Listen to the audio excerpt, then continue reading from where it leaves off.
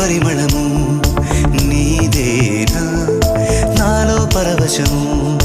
నిజమేనా బొండు మల్లి పువ్వు కన్నా తేలికగు నీ సోకు రెండు కళ్ళు మూసుకున్నా లాగు మరి నీ వైపు సొగసును చూసి పాడగా ఎలా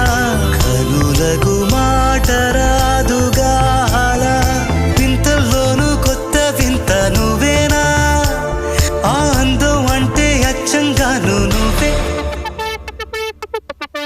ఏ చిలిపి కళ్ళ